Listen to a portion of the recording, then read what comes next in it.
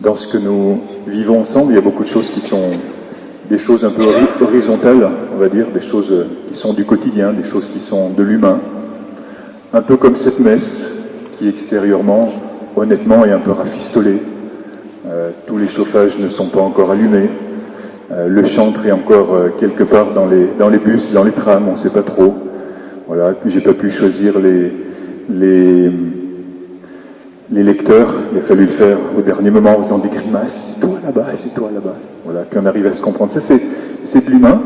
Et c'est de l'humain, qui est notre quotidien, dans lequel vient descendre la parole de Dieu. Et notre vie quotidienne, elle est faite comme ça, elle est faite de ces relations humaines, avec leurs limites, leurs beautés, leurs imprévus. Et puis elle est faite aussi de cette parole de Dieu qui nous rejoint là au milieu, cette parole qui connaît justement nos limites.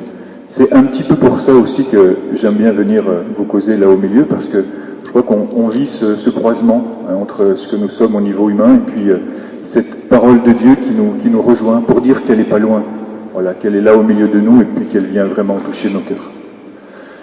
Alors ça peut être une parole qui nous dérange. Moi, je dis, vous, pourquoi Jésus est venu déranger les habitants de la synagogue de Nazareth qui étaient bien tranquilles. Ils étaient bien tranquilles dans leur célébration du Shabbat, en train d'écouter cette parole qui les édifie. Pourquoi? Elle les édifie parce qu'ils ont, tout comme nous, un sentiment religieux. Et je crois que quelque part, c'est quelque chose qui est à l'intérieur de nous et qui nous fait du bien d'entendre la parole, de réciter des prières, etc. Mais je me pose la question, et si par hasard ça restait en superficialité? Comment se fait-il que, alors Jésus ait décidé de les réveiller, alors qu'ils étaient en train de ronronner bien tranquillement, les habitants de Capharnaüm, ils étaient tous là, hein, de Nazareth, pardon, ils étaient tous là, et puis ils étaient en train de faire leur service religieux, et c'était des bons juifs quand même. Comme nous sommes de bons chrétiens, allez, il ne faut pas rigoler, nous sommes de bons chrétiens quand même. Et comment se fait-il qu'aujourd'hui aussi, Jésus soit venu nous déranger, qu'il ait envie de venir chatouiller un peu notre cœur pour nous dire quelque chose qui peut-être va nous réveiller un petit peu? Parce que Jésus est parole de vérité et parce que Jésus est parole de liberté. Et lorsque Jésus vient au milieu de son peuple, il réveille son peuple. Et alors il se passe ce combat, qui est un combat évident entre les habitants, entre ces gens du samedi ou du dimanche, dont je suis le premier, qui viennent là pour accomplir leur service et leur devoir, et puis cette parole tout d'un coup qui libère, cette parole qui réveille, cette parole qui résonne, alors que moi, cette parole, j'ai parfois bien envie de l'emprisonner, j'ai parfois bien envie de l'arrêter, j'ai parfois bien envie de la minimiser. Ah oui, c'est Jésus qui parle là, c'est le fils de Joseph. Ah oui, c'est la messe du dimanche. Ah oui, c'est ce prêtre que j'ai entendu des centaines de fois. Ah oui, c'est cet évangile que j'ai entendu des milliers de fois. Et je tiens à formaliser la parole. Et c'est dans un cadre où elle ne va finalement pas trop me déranger. Allez, on le connaît ton truc, on l'a déjà entendu. Il me fait du bien jusque dans cette mesure que moi je te présente, où tu vas remplir. Mais surtout, ne déborde pas. Surtout ne va pas plus loin. Surtout ne va pas trop loin. Et lorsque cette parole, elle va trop loin, lorsque cette parole, elle veut vraiment me déranger, lorsque cette parole, elle veut vraiment me mettre en route, alors j'ai plus qu'une solution, c'est de la tuer. Il faut que je tue cette parole. Parce que cette parole, vraiment, elle me dérange trop. Lorsque cette parole, elle vient me toucher dans ce que moi j'avais constitué, dans ce que moi j'avais structuré, dans ce que moi j'avais préfabriqué, alors cette parole, je veux la tuer. Et cette parole, je la tue. Combien de fois j'ai tué la parole? Combien de fois je me suis dit, non, cette parole, elle n'est pas pour moi. Non, cette parole, elle ne doit pas me déranger. Non, cette parole, elle ne doit pas me toucher. Cet angle-là de ma vie, ce côté-là de ma vie, Dieu ne doit pas y rentrer, là, à cet endroit. Et il y a des moments, il y a des endroits dans ma vie où j'ai pas envie que Dieu rentre. Alors je deviens un assassin de la parole. Alors je crucifie la parole, moi aussi. Et je la laisse de côté. Et Jésus passe. Jésus passe quand même. Et mes amis, si cette parole, elle se réalise pas en moi, cette parole, elle ira se réaliser ailleurs. Parce que de toute façon, cette parole, elle a une dynamique propre qui est faite pour féconder mon cœur et pour aller plus loin. Pour aller plus loin. Parce qu'on n'arrête pas la parole. On n'arrête pas la parole. La parole, elle s'arrêtera seulement quand le Père décidera qu'elle s'arrête. Et seulement au moment où le Père a choisi, seulement dans le moment que le Père a décidé, alors la parole pourra vraiment, vraiment être crucifiée. Et moi, en attendant, je sais que je peux passer. Moi, en attendant, je sais que je peux aller de l'avant. Parce que c'est une parole de vie et c'est une parole de liberté. Mes amis, cette parole, elle a vraiment envie de déborder les quelques cathos ici que nous sommes ce matin, ou les quelques protestants qui sont aussi dans leur temple, ou les quelques frères juifs qui sont dans leur synagogue. Elle a vraiment envie d'aller plus loin, cette parole.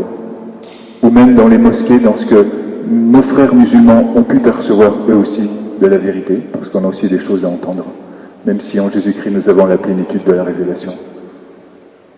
Cette parole veut aller plus loin, et cette parole, elle ne s'arrête pas. Et moi j'ai envie d'écouter avec vous ce matin, comment est-ce que cette parole veut aller féconder d'autres lieux? Comment est-ce que cette parole veut aller toucher d'autres cœurs? Pourquoi est-ce qu'elle le veut? Parce que c'est une parole d'amour. C'est une parole d'amour, et nous l'avons entendu dans la deuxième lecture, dans cette lettre aux Corinthiens, qui nous est si chère parce qu'elle parle tant à notre cœur, parce qu'elle nous émeut, parce qu'elle est un peu comme le centre de toutes ces paroles de Paul, où il nous est redit, Jésus, que tu as un amour qui prend patience, tu as un amour qui rend service, tu as un amour qui ne jalouse pas, qui ne se vante pas, qui ne se gonfle pas d'orgueil, qui ne fait rien, qui ne cherche pas son intérêt, qui ne s'emporte pas, qui n'entretient pas de rancune, qui ne se réjouit pas de ce qui est mal, qui trouve sa joie dans ce qui est vrai, qui supporte tout, qui fait confiance en tout, qui espère tout, qui endure tout. Un amour qui ne s'arrêtera jamais. Jésus, tu as un amour infatigable. Et tu passes et tu repasses sans arrêt à l'intérieur de ma synagogue, à l'intérieur de mon temple, à l'intérieur de mon église, à l'intérieur de mon cœur, sans arrêt, sans arrêt. Tu viens me réveiller obstinément par amour. Tout comme des parents obstinément répètent 100, 10 000 fois, 1 milliard de fois les mêmes choses, jusqu'à ce que cette parole touche le cœur avec sollicitude, avec attention, avec attendrissement. Parole de vérité, parole d'amour, et enfin parole de force, parole de puissance. L'Éternel a dit à Jérémie, lève-toi, lève-toi. Cette parole qui était endormie à l'intérieur de toi, je la réveille. C'était la première lecture d'aujourd'hui. Lève-toi. Et encore, pas d'avoir peur. Cette parole est une parole qui vient démasquer nos peurs. Cette parole est une parole qui vient dévaster nos peurs. L'Écriture me dit, lève-toi, pourquoi? Parce que cette parole de vérité, cette parole d'amour, elle se réalise à l'intérieur de moi. C'est une parole qui a été semée de moi. C'est une parole qui veut passer par moi pour aller plus loin que moi. Et chacun d'entre nous, nous avons à entendre, parce que c'est une parole qui est à l'intérieur de nous. Se lève-toi. Nous avons quelque chose à dire, mes frères. Parce que cette parole, elle est endormie à l'intérieur de nous. Jésus veut la réveiller à chaque Eucharistie. Nous avons tous quelque chose à dire à ce moment. À chacun d'entre nous aujourd'hui, Jésus nous dit, lève-toi. Lève-toi pour annoncer cette parole. Arrête d'avoir peur. Arrête de te dire, moi je suis capable. Arrête de te dire, moi je suis indigne ou considéré indigne. Ça aussi, ça peut être une excuse.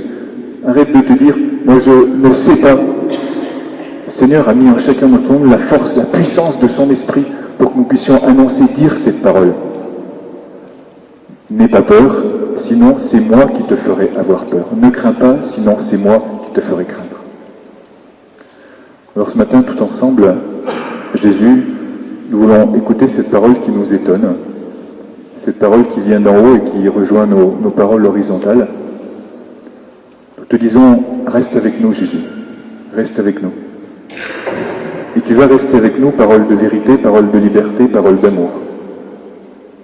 Tu vas rester avec nous, nous allons t'écouter. Toi qui déjà as réchauffé nos cœurs, même si nous avons les pieds bien froids ce matin dans cette église glaciale, et nous te l'offrons pour tous ceux qui ne savent pas écouter ta parole. Et nous allons faire expérience de toi et nous allons te voir jusqu'au moment de la fraction du pain. Et à ce moment-là, Jésus, au moment de la fraction du pain, tu vas disparaître. Toi aussi, tu vas aller plus loin, bien loin, dans nos cœurs. Pour que nous aussi, nous puissions nous lever, pour que nous aussi, nous puissions t'annoncer, pour que nous soyons ta parole. Parole de vérité, parole d'amour, parole de puissance. Amen.